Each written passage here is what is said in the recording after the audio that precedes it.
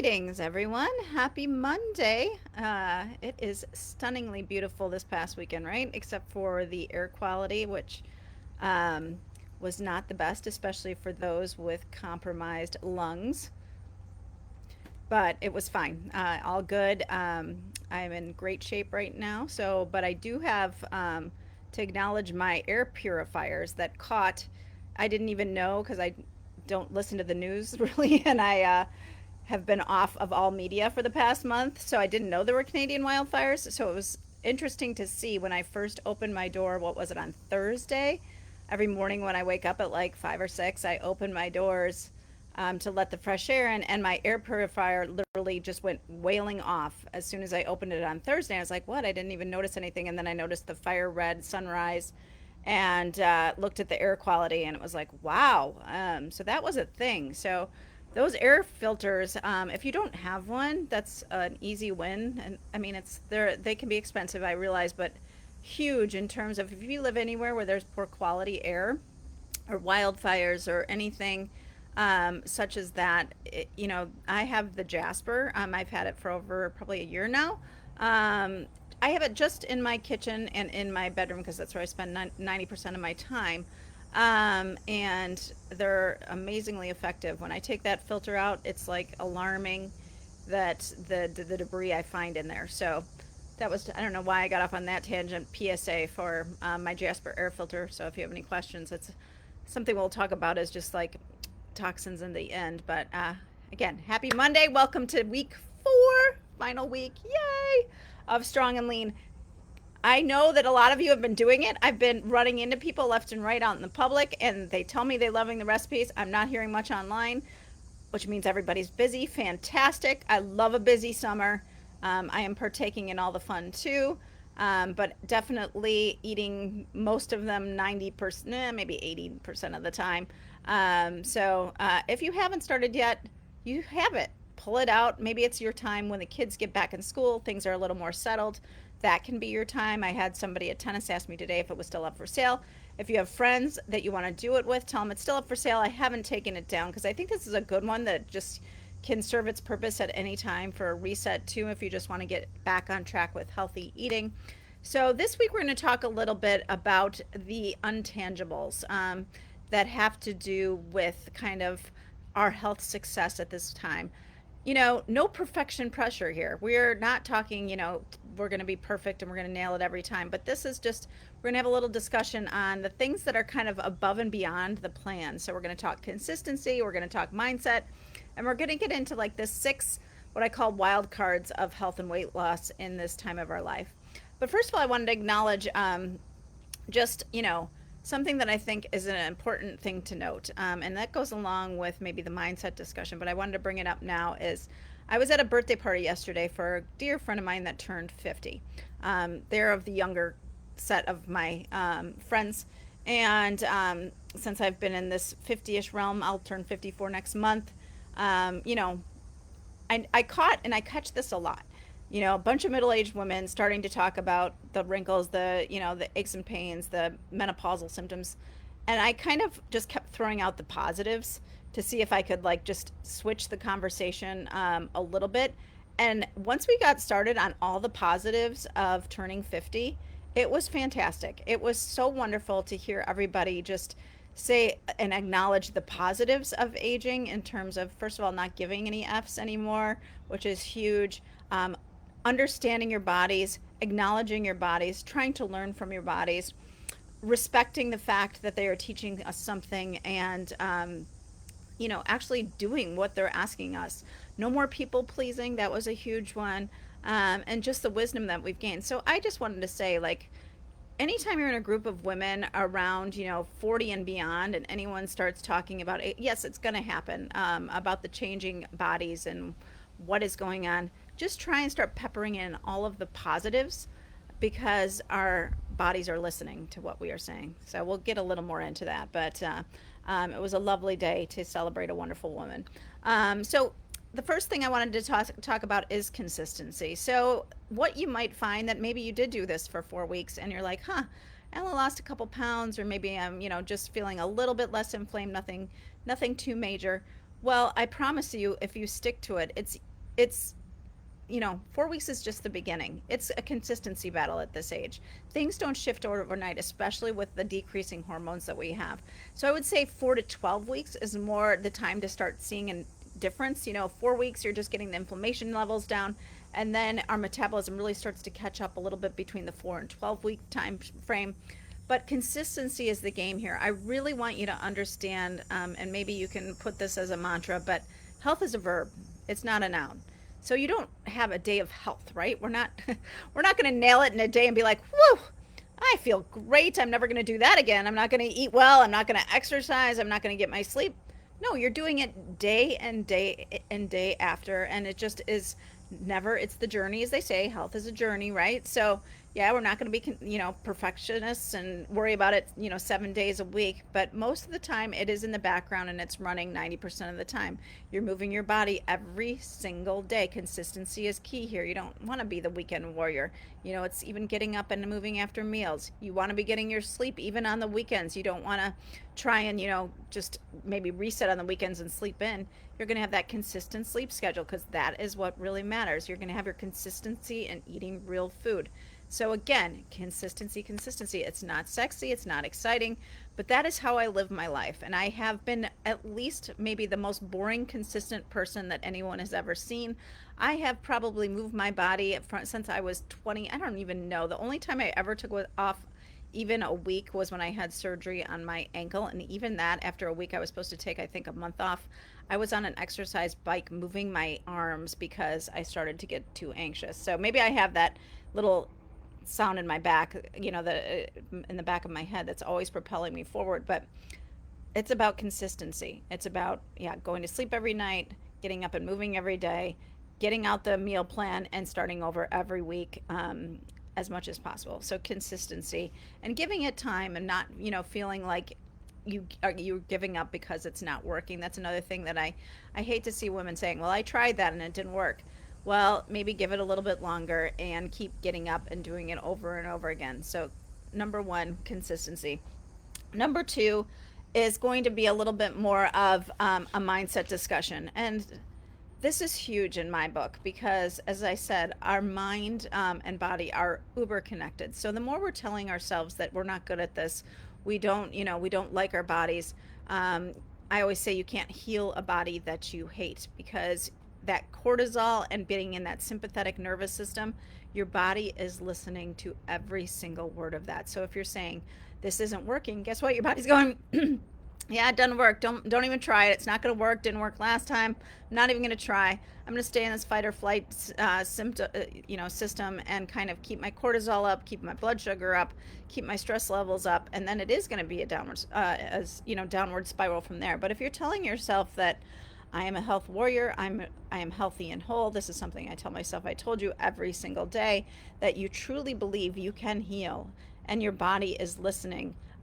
There's so much power in that. I truly feel that's how I cured a lot of my um, autoimmune items, from my blood work, is telling myself that I'm not accepting that this is an uncurable thing. I do that right now all the time with my lung condition. It's supposedly genetic. Supposedly there's nothing I can really do. I mean, there are certain things, but they're pretty, pretty big.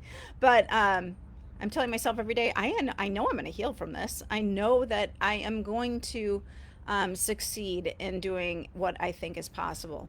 So I'm wishing into my body that my cells are regenerating, my cells are growing. There's actually a great book if you really want to understand that better. There's a couple. There's one called Biology of Belief. I first read in nutrition school by Bruce Lipton that I really highly recommend.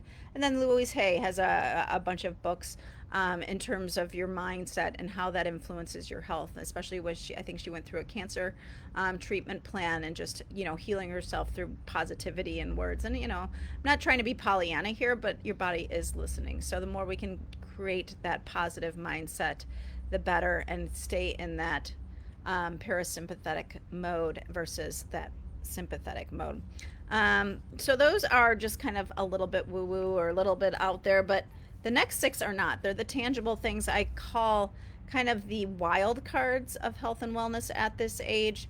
So these are things that, if you've been doing it all right, if you followed the plan to a T, you did you cut calories by 250 to 350 calories per day, you moved every day, you slept well, you ate all the foods, you did all the things, and you didn't see any success.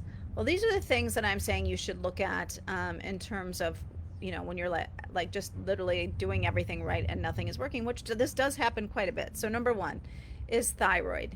You had a full thyroid panel? Yes, most of you come to me and say, "Yeah, I've had my thyroid checked. My TSH was fine."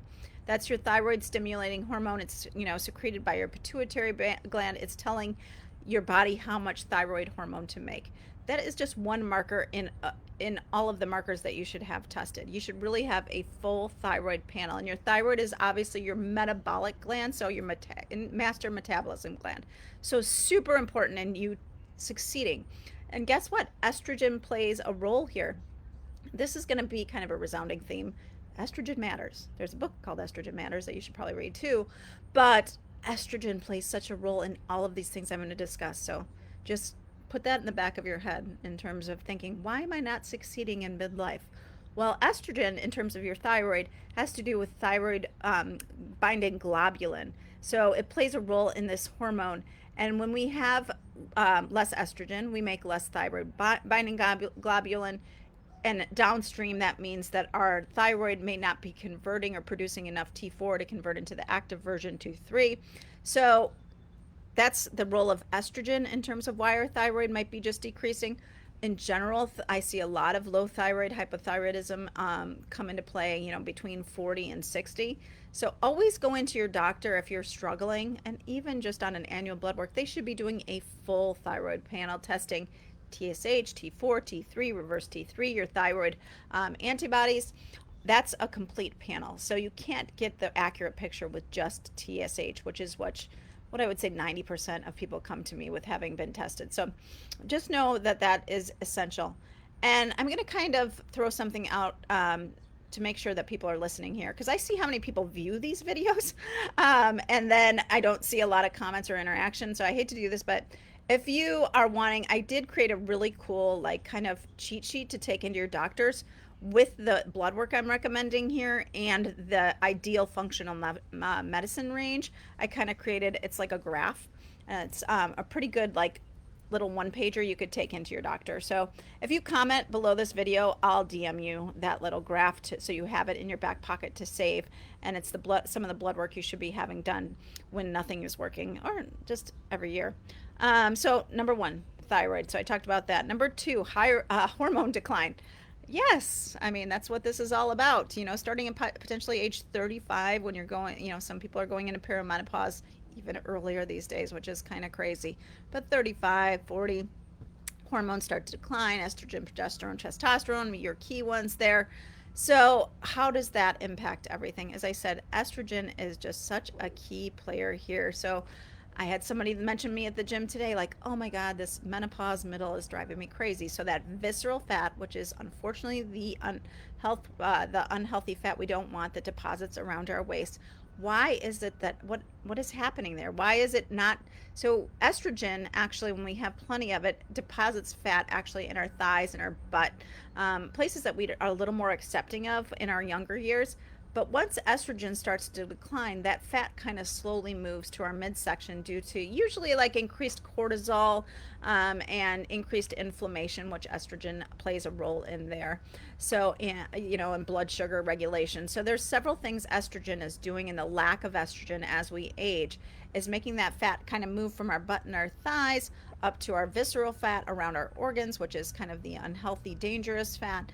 And that is, again, because of increased inflammation that estrogen has to do with. It is the blood sugar that we are having trouble regulating.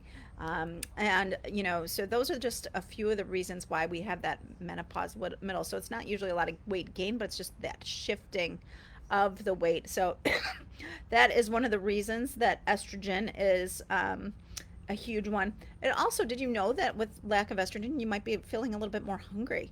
It's harder to feel that satiation that you feel with lack of estrogen because it has to do with your ghrelin and your leptin levels. So your leptin, your satiety hormone, goes down a little bit with the lack of estrogen. So you might This was a friend. I mean, it's funny because, obviously people talk to me about this stuff all the time. Yesterday, I was with a different friend at this birthday party, and she was mentioning how she could not feel satiated now going through menopause. And that is, and I told her, guess what that is? That's your lack of estrogen and your hormones going off. So, really frustrating. But, maybe we can start thinking, well, maybe how could I supplement a little bit of estrogen if that is within the realm of possibilities of you for you. Progesterone. So this is another thing that you should be thinking. So we talked about what estrogen could be doing and why that could be your wild card now that it's going down. And we're going to talk progesterone. Progesterone is anti-inflammatory. Progesterone is that calming, typically for most people, that calming hormone that brings you more into that parasympathetic, and it also helps you sleep. So if you're kind of stressed out and more anxiety ridden because your progesterone is going down and you're not sleeping well, guess what? That brings in the inflammation, that brings in the hunger hormones, all of those things. So, yes, progesterone, estrogen both play a role in being a wild card as they decrease. And then testosterone, what does that have to do with maybe your weight gain? Well, testosterone comes in as a muscle building and muscle repair kind of mechanism. So, if you're lacking testosterone, you don't build as much or maintain as much muscle. And muscle, we know, we talked about, is kind of your metabolic engine. And we need that more and more in midlife. And also, people are just getting aches and pains from this lack of estrogen. And then you don't work out as much. And then your testosterone decreases with your muscles. So it's all interconnected, right? All these hormones are coming into play. So, what can we do? We can have them tested. We can look at possibly hormone replacement therapies or lifestyle practices to get those hormones back into check and playing a little bit more of a role as they decline. So, number one was low thyroid. Number two was all those dang hormones that we're losing. Number three is gut health. If you participated in my 30-day program this year, it was all about gut health and just how that is kind of kind of a baseline for health in general. So, with the lack of estrogen, once again, estrogen, our gut motility goes down. So, our digestion goes off a little bit. We might be more bloated. We might be more constipated, which can cause inflammation. The gut bugs are, not working as well as they once were. So, estrogen plays a role here in gut health, and then gut health. I mean, there's so many things. I had a complete program on gut health. So, what can you do here? Obviously, eating a lot of fiber is really going to help. Maybe having a gut test. I've recommended some gut tests in the past to assess your gut health. But really knowing that poor gut health and poor microbes in your gut can really lead to weight gain. They've done a lot of studies, not with humans because that would be unethical, but in terms of replacing microbiota of a healthy mouse to a fat mouse, and the healthy mouse gaining a ton of weight. They have seen it when they've done fecal transplants from people, which is a thing, yes. So when people have things like C. diff or something like that, some kind of infection, they can do a fecal transplant to try and get this person healthy. And if they're replacing the microbes of an obese person into a thin person, they have seen that person all of a sudden become obese. So your microbes matter. So, find the right probiotics for you. How do you do that? Maybe through some gut testing. I did a Thorne gut test last year. I usually recommend GI Map, but there's several things you can do. But currently I'm taking Microspore, Megaspore probiotic, which I've taken for years on and off. I love that one. If you want me to help you out, let me know because it is expensive and I give you a discount. Megaspore, and I'm also taking Akkermansia after doing my Thorne gut health test. It showed that I was deficient in Akkermansia. So that is one that is integral they have proven lately in metabolic health. So I'm taking Akkermansia. So I'm doing two kind of rotating probiotics right now. So gut health, low thyroid, hormone, gut health. So we talked about three of them. Insulin resistance, what's kind of we already talked about because of the role estrogen plays there. So as you age and as you lose that estrogen, what happens is your cells become less insulin sensitivity. Yes, estrogen plays a role there. So your cells are kind of not as willing to uptake that blood sugar, and that insulin is supposed to rush in for energy. Basically, your cells are getting tired and they're like, no effing way, we're not taking that more blood sugar in. We're full after years of being abused and lack of estrogen. We just can't do anymore. So guess what? We're just going to store it as fat instead. Sounds fun, right? But that is truly what's happening. So I know a bunch of women who have mentioned to me, and I saw it personally, that as soon as that shift from like you're getting closer to menopause, perimenopause to menopause, that A1C rises completely. And you're like, I didn't change anything. I'm not eating any sugar. I'm not doing anything. Well, that's me. So my A1C went up I've always had a high A1C, even though I have a super low fasting insulin because of genetics and because I'm a type A cortisol person. It Mine is not diet related at all. I don't eat it added sugar almost never. I have my dark chocolate and I have my, but it isn't food related. It is 100% my stress, my how my body perceives stress. I'm genetically predisposed to have high blood sugar levels, but they're always been manageable. But when I went in for my last blood test, my A1C went up quite a bit, and I was like, oh my God. And it's estrogen. It's that damn lack of estrogen that I'm experiencing as I'm dipping closer and closer to menopause. My A1C is going up because my cells are becoming less insulin sensitive, which is just what happens to almost all of us. So, making sure that we're preparing for that, making sure that we're eating the right foods, making sure that our stress is in check. That is a huge priority of mine right now, probably outweighing every single thing. Making sure that we're staying in that parasympathetic state. I'm trying not to get too addicted to my Aura Ring. Has a stress measure for the day, and I'm really paying super close attention to see, because I don't perceive stress. I don't feel I'm a stress person. I never do, because I'm like, my life is great. I'm a very grateful person. I've got so many gifts in my life, but my Aura Ring's always telling me I'm stressed out.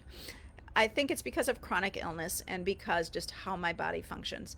But I've noticed like the weird things that stress me out. Too much exercise, that I am super guilty of. I know I'm not normal when it comes to that. I've already done a workout class and played tennis for an hour and a half, and I have yoga scheduled for tonight. I am that is my goal. I'm working on that. But so know that you're more insulin sensitive as you age, and that is a thing, and you need to prepare against it. Maybe wear a CGM, a continuous glucose monitor. Really watch the foods that trigger it, or what other things. What other things trigger mine are my sauna. I view that as a good thing though, because it's more of a hormetic stressor that my blood sugar comes back down. But I'm maybe doing it a little bit less these days because it does tend to spike my blood sugar.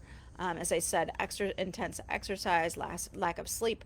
Pay attention when your blood sugar is dysregulated and when you're in a stressed out state, because that insulin sensitivity, when your blood sugar goes up, your cortisol goes up, fat storage goes up. That's how it's all interrelated, and estrogen is at the root.